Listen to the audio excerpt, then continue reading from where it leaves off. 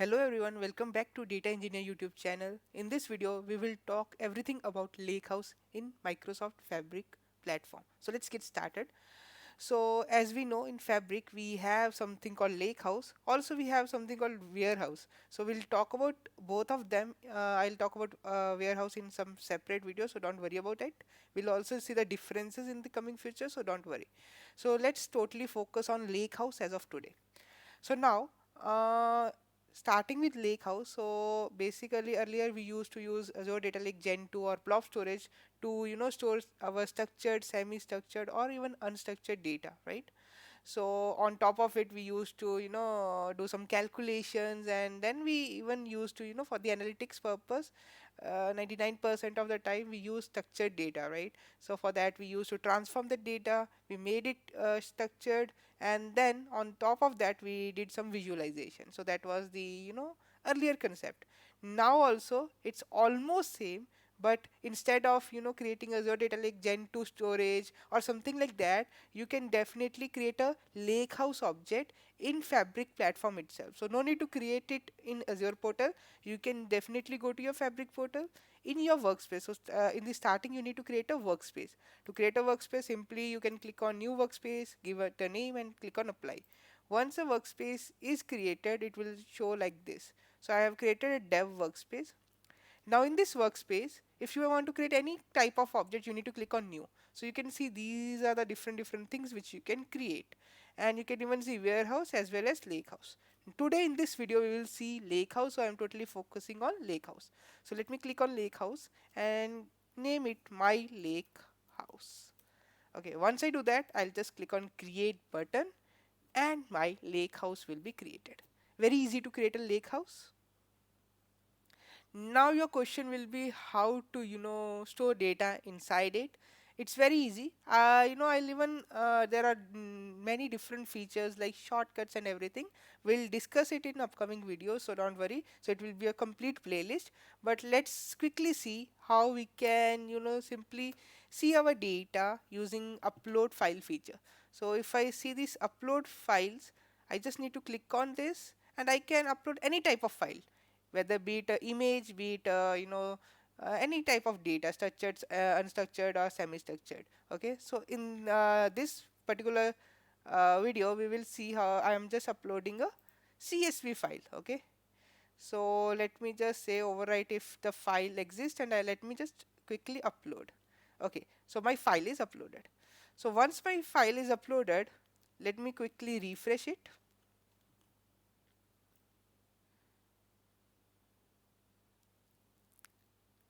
You can see that file is it in the file section, and there is something more called table section. So whenever you create a lakehouse, you see two folders are created by default. One is tables and one is files, right? And in the file section of the CSV file is uploaded.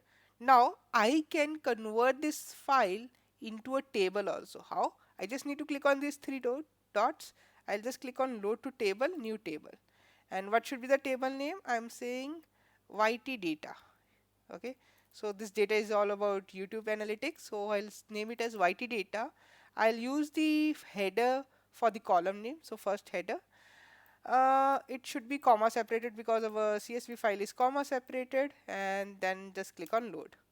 So once we do that, what it will do is it will basically convert this data into a table and load it in the tables section.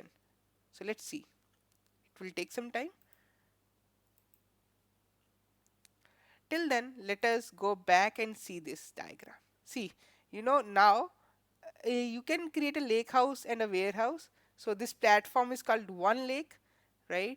And on top of it, you can do analytics. You have these different objects which you can use: data factory, synapse, power bi, data activator, and so on. So it's a single platform where you can play with your data. Now it's created, so table is created, you can see. So once I click on this table, so its preview will be loaded. So it's loading the preview of this particular table. It will take some time and you will be able to see your data here. So this is a table created from that CSV file. Now the question is, what if we have a Parquet file? What if we have an Excel file, right? You can upload those files as well here. But now that option, load to table, will not be visible. What you need to do is you need to create a notebook, which we'll see in the upcoming sessions, wherein you can convert your basically files into the tables. So don't worry. So for CSV you can directly do that. And one thing you need to take care is your header should not have space, right? Just like in whenever you are working with the Parquet files or other different files in ADF or somewhere, columns should not have space, right? Same way here also, the column name should not have space. If your CSV is having space in the headers, make sure you remove that space and then only upload it. Otherwise it will not it will be uploaded, but it will not convert it to a table. Okay. Now we have this data, and now if we want to analyze this data, what we can do is uh, basically we can just click here and we can just click on SQL Analytics endpoint. Okay, so what it will do is, just to visualize this data, we can just go to the SQL instance, and this is our data, right? And let me just click on new query, and let's say I just want to select everything. Select star from my YT data, and that's it. I'll just click on run, right? So this is the data. So you can on top of it you can query your data from your data lake, right? Now you may have a lot of questions like, what is the difference between, if we can do the all these things, then what's the difference between Lakehouse and warehouse, right? So we'll see it in the next session, don't worry. Next question you must be concerned of is the pricing of Lakehouse. So let's see that.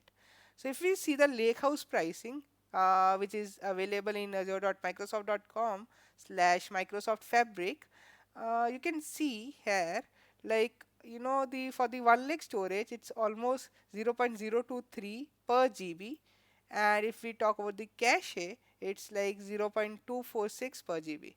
It's all about the United States region, wherein it is central US. You can definitely choose your particular region where you want to store your data and see the pricing. You will see it is very dynamic, so based on the region it is, so you can select your region and check out the pricing. Yeah, that's all about the data lake. Now in the next session we'll see multiple more lists. I have just curated a entire playlist on Lakehouse. We'll see what is shortcuts, SQL endpoints, visual query editor, and then we will see how we can create a report on top of the your Lakehouse. Okay, so that's all for today. Thank you and have a nice day.